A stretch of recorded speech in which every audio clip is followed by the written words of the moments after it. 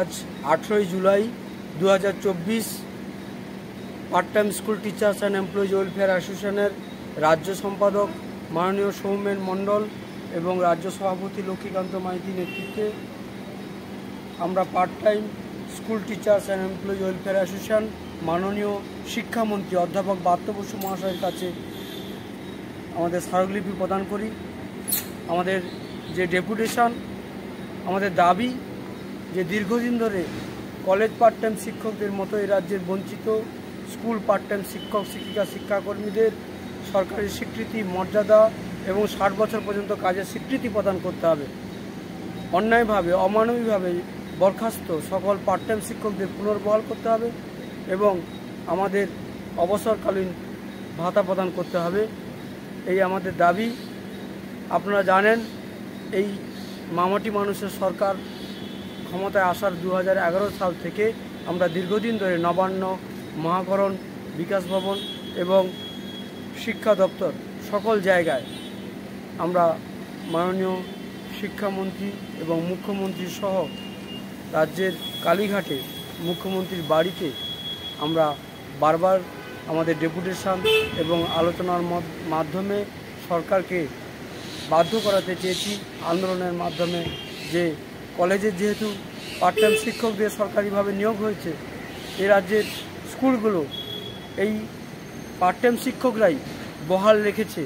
তারা পঠন পাঠন যাবতীয় স্কুলের কাজ এই পার্ট টাইম শিক্ষকরা দিনের পর দিন নিষ্ঠার সঙ্গে আন্তরিকতার সঙ্গে কাজ করছেন।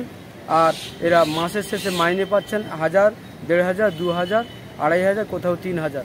আপনারা ভাবুন যে আজকের দিনে এই 2024 সালে যেভাবে মূল্যবৃদ্ধি দীর্ঘদিন বিগত বছরগুলোতে আমরা দেখছি দীর্ঘদিন কোনো এসএসসি নিয়োগ নেই, স্কুলগুলোতে শূন্যপদ, শিক্ষক ও শিক্ষাকর্মী তারা শূন্যপদ রয়েছে। আর অস্থায়ীভাবে এই পার্ট টাইম শিক্ষকরা নামে পার্ট টাইম হলেও তারা পার্মানেন্ট শিক্ষকদের মতো যাবতীয় দায়িত্ব পালন করছে।